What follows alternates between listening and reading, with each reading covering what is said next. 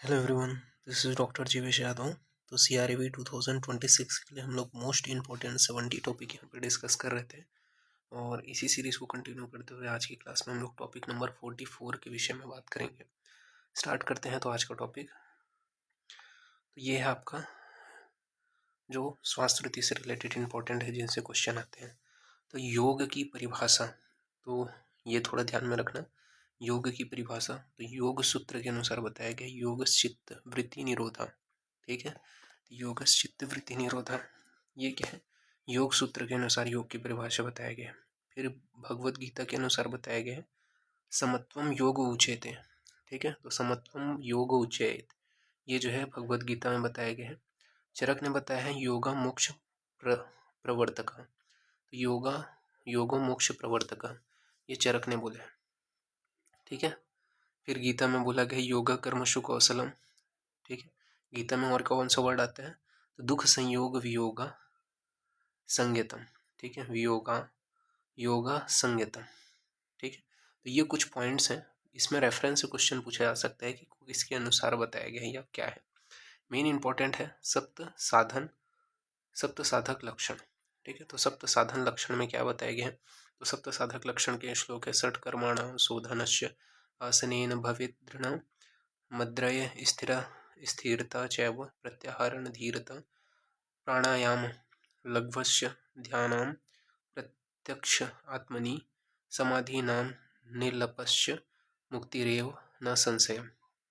यानी कि छह कर्म के द्वारा शोधन, इसके अलावा आसन के द्वारा दृढ़ता।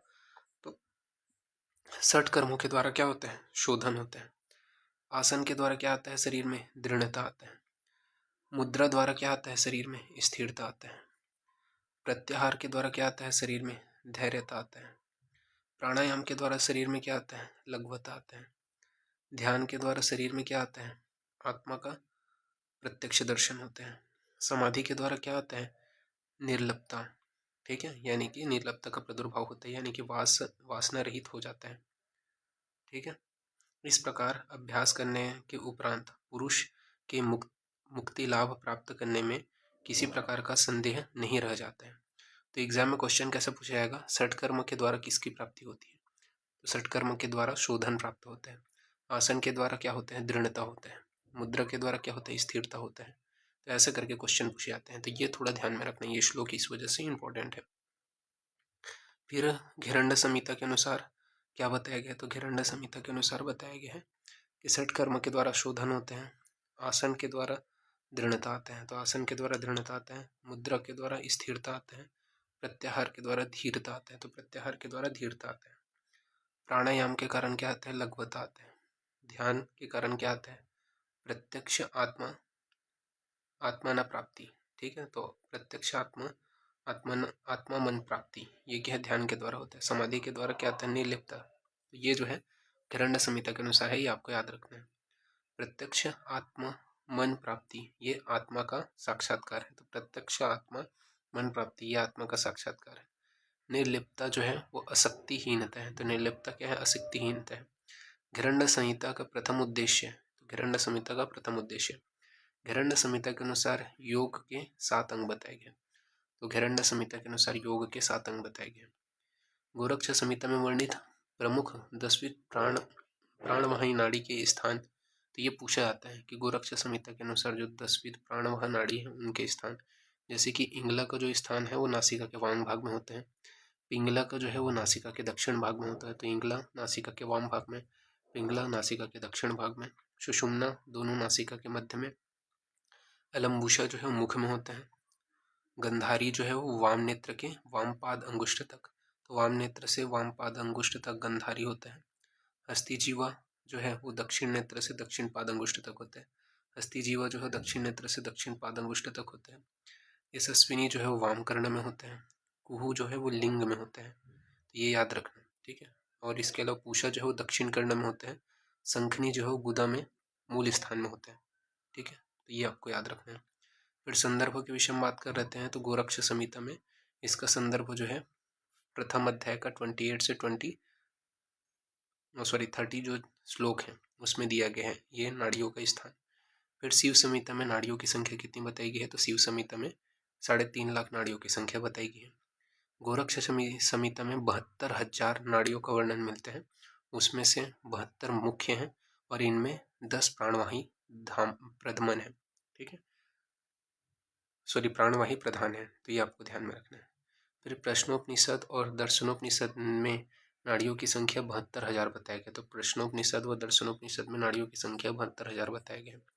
सुषुम्ना का पर्याय बताया गया है, क्या क्या है पर्याय सुषुम्ना का, तो शांभावी, ब्रह्मरंध्र, महापथ, मध्य मार्ग और सरस्वती।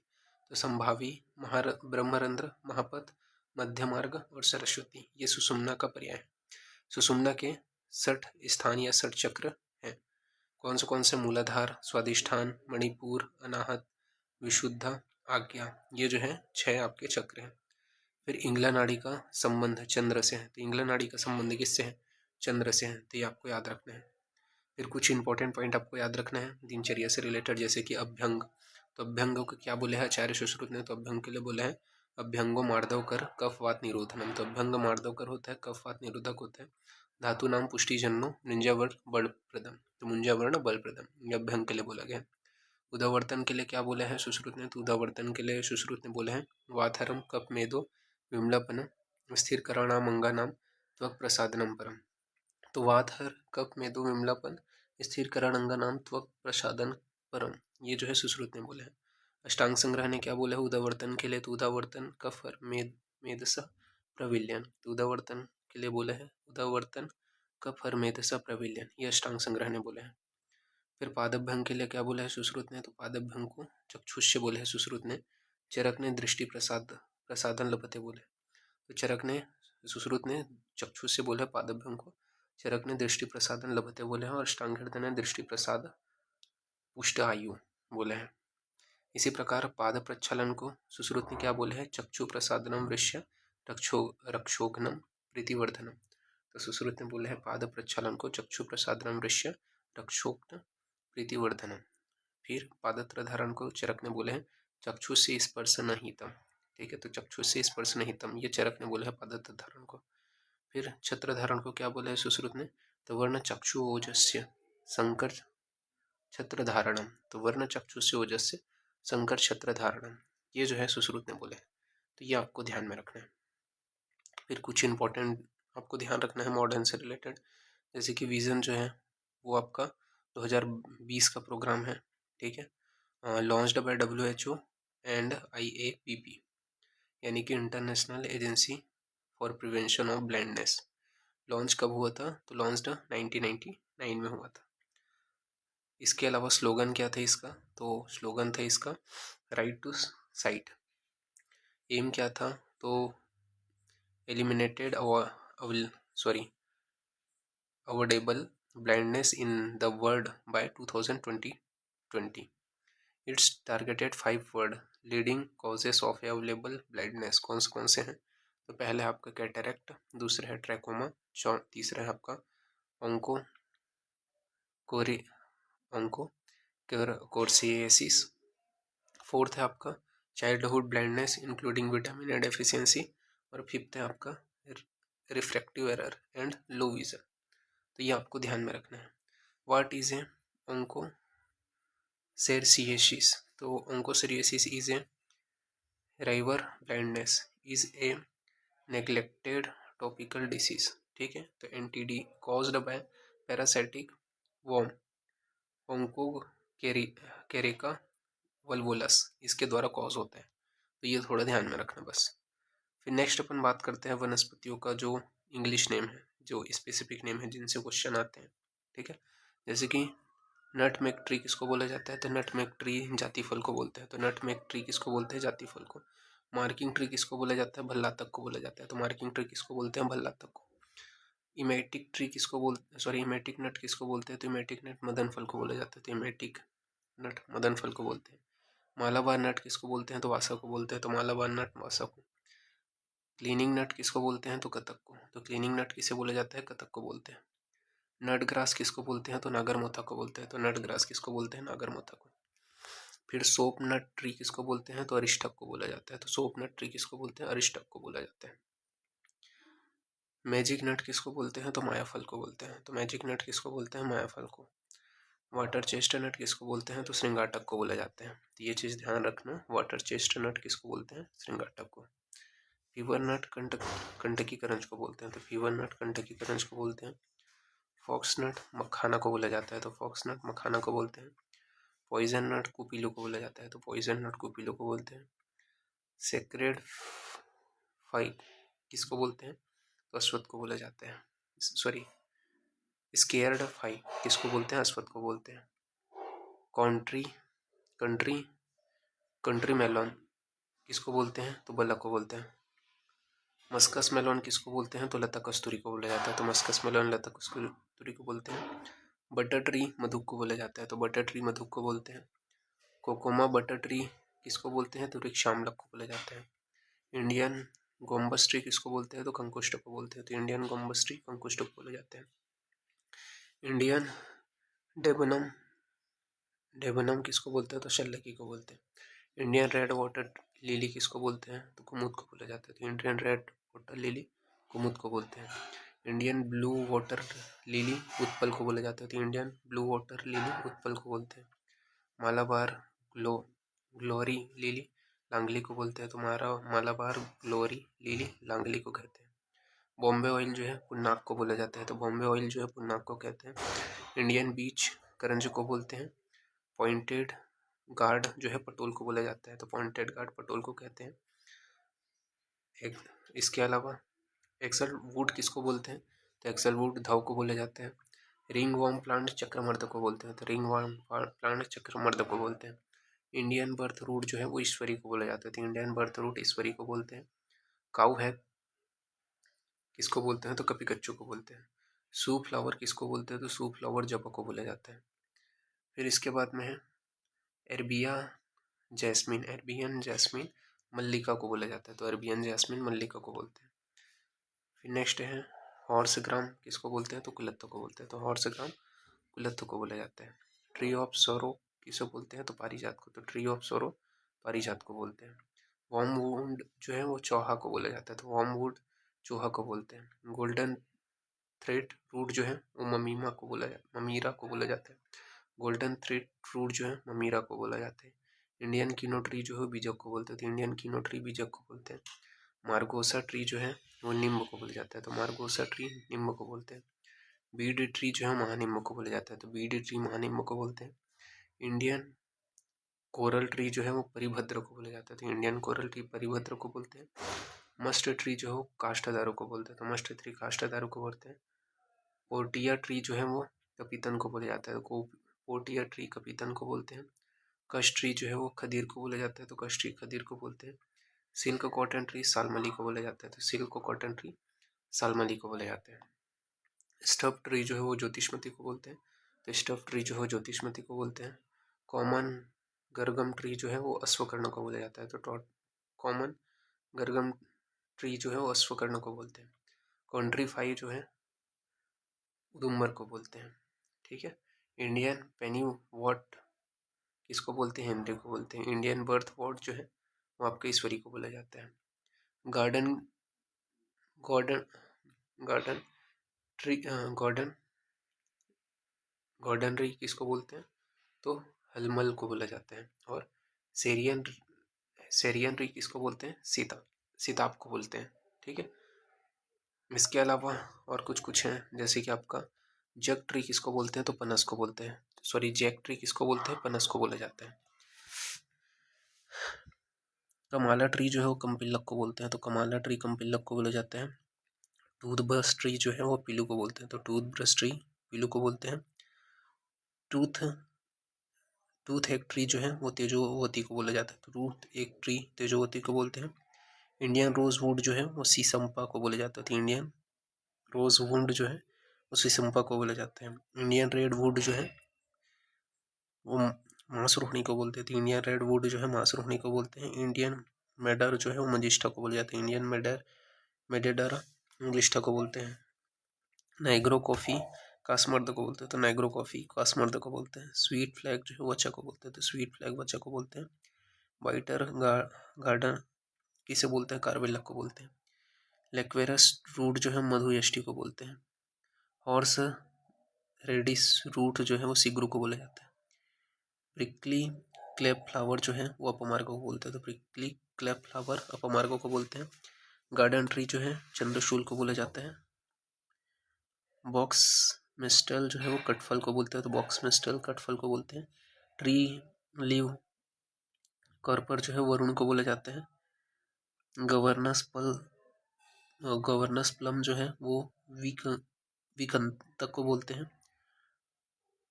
टेमरिक्स गाल जो है वो झाबुक को बोला जाता है। वॉर्म सीड या फिर डेवमी फ्लाइंग एजेंट जो है वो अपसीतन को बोलते हैं। ओरिस रूट जो है वो पुष्कर मूल को बोला जाता है। तो ये कुछ इंपॉर्टेंट है जो आपको याद रखने हैं। फिर कुछ द्रव्य हैं जिनके इंपॉर्टेंट कर्म से क्वेश्चन आते हैं, वो यहाँ पे मैंने प्लॉट किया है। जैसे कि पिपली मूल का कर्म क्या है, तो पिपली मूल दीपनीय पाचनीय अनाह प्रशमन होता है। चित्रक मूल जो है वो दीपनीय पाचनीय गुदाशोथ अर्स व शूलहरण का काम करते हैं। अतिविषय का जो मूल है वो दीपनीय पाचनीय संग्राही सर्वदोष हरणाम बताए गए हैं। उदिच्य यानी कि सुगंधा वाला जो है वो निर्वापन दीपनीय पाचनीय छर्दी अतिसार नाशक होते हैं। कटवंग यानी कि सोनपाटा जो है वो संग्राहिक पाचनीय दीपनीय होते हैं। मुस्ता यानी कि नागरमुथा जो है संग्राहिक दीपनीय पाचनीय होते हैं। बिल्व जो है वो संग्राहिक दीपनीय वात का प्रशमक होते हैं। अमृता यानी कि गुड़ुची जो है वो संग्राहिक पाथर दीपनीय श्लेष्म शोणित विबंध प्रशमनम का काम करते हैं। कृष्णपर्णी संग्राही वाथर दीपनीय वृक्ष नाम बताया गया है। सालपर्णी जो है वृक्ष तथा त्रिदोषर होते हैं। तो ये आपको ध्यान में रखना है, ठीक है। इनसे क्वेश्चन आपके आते हैं। नेक्स्ट है आपका एगनॉल। एगनॉल जो है वचा तांबुल तथा लवंग को कहते हैं। एगनॉल किससे प्राप्त होता है, तो वचा तांबुल और लवंग से प्राप्त होते हैं।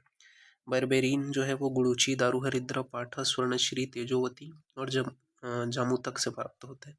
तो बर्बेरीन जो है वो गुड़ुची दारू हरिद्रा पाठा स्वर्णश्री तेजोवती व जामुतक से प्राप्त होता है। भाव प्रकाश के अनुसार 5 वर्ष पुराना गुगुल को पुराण गुगुल कहते हैं। तो ये भाव प्रकाश ने बोला है। जबकि भाव प्रकाश के अनुसार क्या बोला गया है, तो भाव प्रकाश के अनुसार घृत मधु शर्करा एवं गुड़ संवत्सर यानी कि 1 वर्ष बीत जाने पर पुराण कहलाता है। जबकि चरक सुश्रुत योग रत्नाकर के अनुसार 10 वर्ष पुराना जो घृत होता है वो पुराण घृत कहलाता है। तो ये आपको याद रखना है। फिर चरक अनुसार वैरोधिक आहार के घटक 18 बताए गए। तो चरक अनुसार वैरोधिक आहार के घटक 18 हैं। पहला है आपका मात्रा विरुद्ध। तो मात्रा विरुद्ध में बताया गया है कि मधु और सर्पी समान मात्रा में लेना। ये क्या है, मात्रा विरुद्ध के एग्जाम्पल है। तो मधु और सर्पी समान मात्रा में लेना, ये मात्रा विरुद्ध के एग्जाम्पल है। नेक्स्ट है वीर्य विरुद्ध। तो शीत वीर्य दूध व उष्ण वीर्य वाली मछली का सेवन करना, ये वीर्य विरुद्ध के एग्जाम्पल है। तो शीत वीर्य वाला दूध व उष्ण वीर्य वाली मछली का सेवन करना, ये वीर्य विरुद्ध का एग्जाम्पल है। फिर संस्कार विरुद्ध। तो एरंड की लकड़ी की सींग पर भुना हुआ मोर का मांस। तो एरंड की लकड़ी की सींग पर भुना हुआ मोर का मांस, ये संस्कार विरुद्ध का एग्जाम्पल है। फिर है परिहार विरुद्ध। तो परिहार विरुद्ध के एग्जाम्पल है वरहा आदि के मांस का सेवन कर फिर उष्ण वस्तुओं का सेवन करना, यह परिहार विरुद्ध के एग्जाम्पल है। तो वरहा आदि का मांस का सेवन कर फिर उष्ण वस्तुओं का सेवन करना, यह परिहार विरुद्ध के एग्जाम्पल है। नेक्स्ट है उपचार विरुद्ध। तो उपचार विरुद्ध में बताया गया है घृत आदि स्नेह को पीकर शीतल आहार औषध या जलपान करना, ये क्या है, उपचार विरुद्ध का एग्जाम्पल है। फिर है संयोग विरुद्ध। तो संयोग विरुद्ध में बोला है कि गुड़ के साथ मकोए खाना या अम्ल पदार्थों के साथ दूध का खाना, यह संयोग विरुद्ध का एग्जाम्पल है। इसके अलावा मत्स्य और दूध एक साथ नहीं खाना चाहिए, क्योंकि दोनों क्रमशः उष्ण और शीत वीर्य होने से विरुद्ध वीर्य वाले होते हैं। यात्री ने बोले हैं सभी मछलियों को दूध के साथ खाना चाहिए, चिलची मछली को छोड़ के, ये भद्र काव्य ने कहा है। फिर कपोत मांस को दूध और मधु के साथ नहीं खाना चाहिए। तो कपोत मांस को दूध और मधु के साथ नहीं खाना चाहिए। इसके अलावा मूली लहसुन आम सहजन अजरक यानी कि सुमुख सुरसा तुलसी का भेद है आदि को खाकर दूध का सेवन नहीं करना चाहिए, ये चरक ने बोला है। लास्ट आपका सेंटेंस है सुश्रुत के अनुसार कि मूली आम जामुन खरगोश गोधा और मुगर मांस खाकर दूध का सेवन नहीं करना चाहिए। तो इस प्रकार से ये जो है फिनिश होते हैं वैरोधिक आहार। तो ये इंपॉर्टेंट पॉइंट्स थे जिसको हमने कवर किए। नेक्स्ट क्लास में इसके आगे का कंटिन्यूशन करेंगे। तो अभी के लिए इतना ही। Thank you.